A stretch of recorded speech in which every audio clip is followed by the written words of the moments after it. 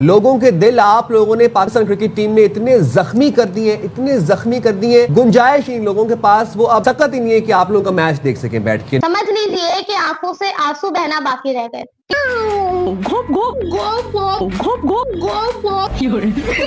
पक्का बांग्लादेश ने चीटिंग की होगी। बांग्लादेश ने पाकिस्तान को आज लटा लटा के मारा। तुम चुल्लू भर पानी में जाके डूब के मर जाओ। अभी सुख का सांस आया भी नहीं था कि माइक हसन साहब ने कहा कि इस कौम को मैंने सुकून से नहीं बैठने देना। हम जीत के गया पाकिस्तान से। 7 दिन हमारा इंक्वायरी गवर्नमेंट ने किया।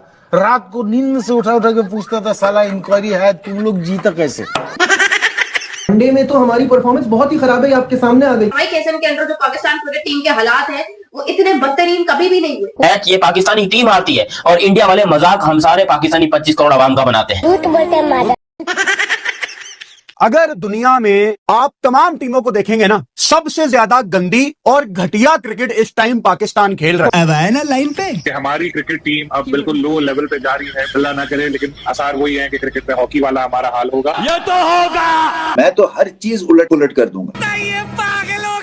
मैं तो ये सारी जितना भी है ना, ये टोटल सिस्टम रिवैम्प करना है। ये कर लो पहले। और अगर अभी नहीं करेंगे और पीछे जाते जाएंगे। ये आपको इतनी मैसिव वेकअप कॉल्स मिल रही है ना, जिसकी इंतहा नहीं है। वर्ल्ड कप के बाद अब पाकिस्तान को वनडे में भी लन मिल गया, बंगाली लन मिला इस दफा इनको। पहले ये जो है वो श्रीलंका में जाके श्रीलंकन लन, इंडियन लन लेते रहे, अब इनको बंगाली लन भी मिल गया। मतलब एशिया का कोई लन नहीं छोड़ा पाकिस्तानी क्रिकेट टीम कि अब हमको आदत सी हो जानी चाहिए, because this is the kind of cricket that we have been playing. बना के डाल दिया, कहीं का नहीं छोड़ा, मुंह दिखाने के काबिल नहीं छोड़े। पाकिस्तान क्रिकेट के बारे में कोई पूछे तो उन्हें कहिएगा कि दिन बदला है मगर वक्त नहीं। फॉर्मेट बदला, वेन्यू बदला, ओपोनेंट बदला, इससे कमजोर ओपोनेंट क्या होगा? I am sorry, nothing against Bangladesh. भाई इन नल्लू को जाके कोई ये बता दे कि भाई साहब ये ODI फॉर्मेट चल रहा है, T20 नहीं चल रहा है। अब आखिरी ऑप्शन खुश रहे हैं भाई, उन पे ट्राई करना पड़ेगा। इनके तो बस की बात ही नहीं है यार, समझ नहीं आती है यार ये करते क्या है। नहीं आती है क्रिकेट खेलना, रिटायरमेंट ले लो। बांग्लादेश ने बड़ा एक स्मार्ट प्ले किया आपके साथ। वो ये कि उन्होंने, हम ये सोच रहे थे कि वहां टर्निंग विकेटें होती हैं, उन्होंने तेज विकेट बना दी और जैसे कहते हैं ना, आउट ऑफ सिलेबस क्वेश्चंस आ गए। वो हुआ है पाकिस्तान। इस कौम को मैं जिल्लत से मजीद 2-4 करना है। इस कौम को मैं इतना रुसवा करना है, इस कौम की क्रिकेट को मैं इतना बदनाम करना है, इस मुल्क की क्रिकेट को मैं इतना बेड़ा गर्क करना है मैंने, कि ना इनको सुकून लेने दूंगा, ना इनको जीत देखने। और एम्बैरेसिंग है ये सारी सिचुएशन। इस लेवल के ऊपर ऐसा नहीं होना चाहिए, मगर फिर भी आप हारते हैं, उसका कोई तरीका जरूर होना चाहिए। हम भी 50-50, 60-60 स्कोर के ऊपर ऑल आउट हुए हैं। हाल ये है कि 10वें नंबर की टीम से हार रहे हैं हम, तो एसोसिएट टीमों से हार जाते हैं बड़े इवेंट्स में। अब हम किस पोजीशन में खड़े हैं? पाकिस्तान खड़ा हुआ नहीं, पड़ा हुआ है, और जो भी उसको देखता है वो उसके साथ करता है म्याऊ घोप घोप घोप घोप घोप घोप घोप घोप घोप।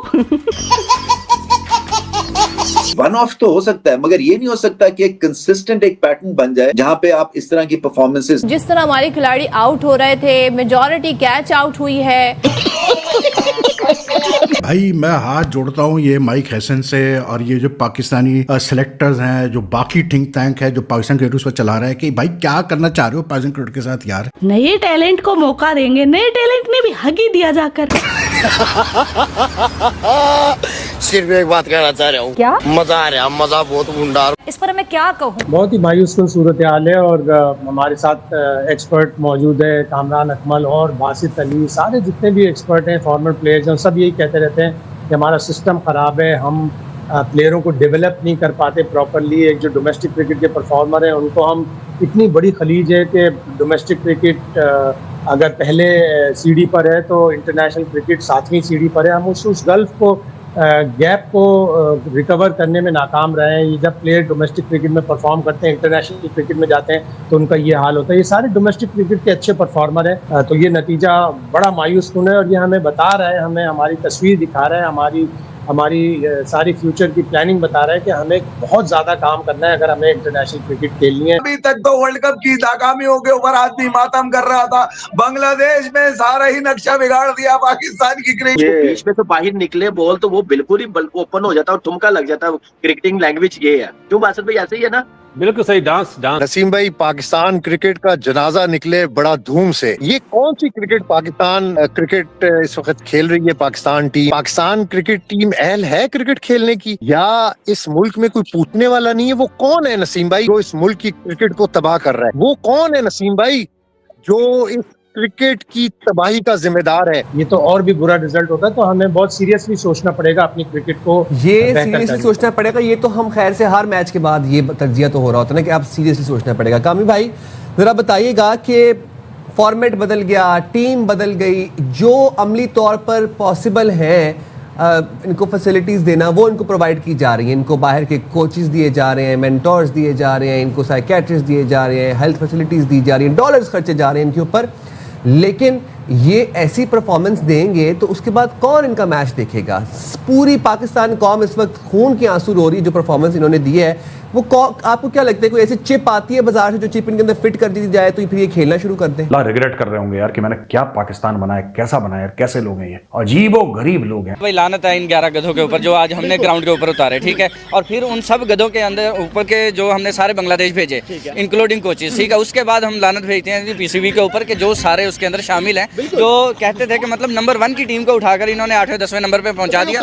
और कोई ऐसी टीम अब नहीं बची दुनिया के अंदर के जिनसे हम हारे ना हो, ठीक है। कोई ऐसी बचेगी भी नहीं जिनसे हम नहीं हारेंगे। यूएसए हो गया, यूएई हो गया, बांग्लादेश हो गया, अब इटली बची है, वो भी आ जाएगी। आप देखें कि वो जिसके दूध के दांत नहीं टूटे जिस टीम के, हम उससे भी हारे हैं। मुझे अफसोस भी होता है इसलिए कि इनका कसूर नहीं है, मैं फिर से कह रहा हूँ, इसलिए कि जिस सिस्टम में ये जाते हैं वहां पे ये कुछ ज्यादा सीखना नहीं होता है कि इंटरनेशनल लेवल पे आके पहले मैच में धमाका खेज परफॉर्मेंस ये कर दें। मुझे याद है जब इमरान खान कप्तान थे तो एक नया न्यूक्लियस टीम का बना था जिसमें वसीम अकरम थे, जिसमें वकार थे, मुश्ताक अहमद थे, इंजमाम थे, आकिब जावेद थे। इन लोगों ने हैंडफुल मैचेस खेले हुए थे फर्स्ट क्लास के। मेरे ख्याल से वसीम ने तो एक मैच भी नहीं खेला हुआ था। तो जब पूछा गया कि इनको इतनी जल्दी, और सारे आ गए और सारे ही वर्ल्ड बीटर्स हो गए पाकिस्तान के लिए जब ये खेले हैं, तो इमरान खान का मुझे अच्छी तरह वर्ड याद है कि मैंने इनको उस सिस्टम में डाल के इनका बेड़ा गर्क नहीं करना है, क्योंकि वहां पे गलत आदतें पड़ जाती हैं, वहां पे कुछ सीखते हैं नहीं है, वहां पे कोई लीडरशिप भी नहीं है अनफॉर्चुनेटली। वहां पे एक टिपिकल सी मेंटालिटी आपकी बन जाती है, जैसे कि फर्स्ट क्लास में होता है कि डिस्करेज भी करते हैं और सियासत भी होती है। सो सबसे बचा लिया उन्होंने और इनको ले गए कि क्रिकेट ये सीखेंगे बाय प्लेइंग फॉर पाकिस्तान, क्योंकि जिस सिस्टम में अगर ये चले गए वहां पे ये नकारा ही होंगे, उस पे कोई रिफाइननेस नहीं आएगी। तो मुझे भी ऐसा लगता है कि जो भी नया टैलेंट है अगर आप उसको डालेंगे इस सिस्टम में तो इस सिस्टम से सीखेगा कुछ नहीं, क्योंकि बाकी सिस्टम्स थ्राइव कर रहे हैं।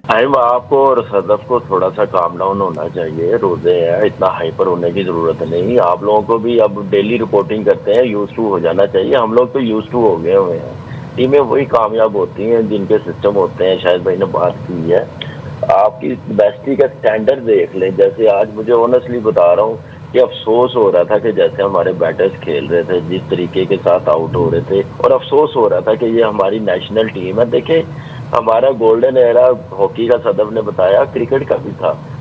हॉकी क्यों खत्म हुई? एक प्रोसेस खत्म हुआ, सिस्टम खत्म हुआ, तो क्रिकेट भी ऐसी खत्म हो रही है। अब तो यूज टू हो जाना चाहिए, आपको इतना हाइपर नहीं होने की जरूरत रोजों का। तो जय हिंद दोस्तों, आज कह सकते हैं कि कंगलों ने भिखारियों को हराकर सीरीज अपने नाम कर लिया है, और कह सकते हैं कि जो छोटा भिखारी है वो बड़ा भिखारी को हरा दिया है। और कटोरा दोनों तरफ से आज बजाया जा रहा था, लेकिन जो छोटा कटोरा था वो ज़्यादा भड़का है और बड़ा कटोरे को पीट दिया है। तो ऐसा ही आज कुछ हालत हुआ है पाकिस्तान का, और बांग्लादेश ने बड़ी अच्छी तरीके से और बिना तेल के पाकिस्तान को पेल दिया है। अपने जो तीसरी ओडीआई है और 2-1 से ये सीरीज अपने नाम कर लिया है। ये बड़े उछल रहे थे पाकिस्तानी जब ये दूसरे ओडीआई जीते थे, और जो कंट्रोवर्सी हुआ आगा सलमान का रनआउट को लेकर कि भाई हम तो बांग्लादेश को नहीं छेड़ेंगे और इस बार तो ये सीरीज हम हमारी नाम करके रहेंगे और ट्रॉफी लेकर घर जाएंगे। लेकिन ट्रॉफी इनकी अंदर दे दिया है बांग्लादेश ने, और बांग्लादेश ने सही तरीके से नागिन डांस करके इनके आज पुंगी बजाया है। और जो बहुत बड़े उछल रहे थे ये सब सारे, सलमान अली आगा आज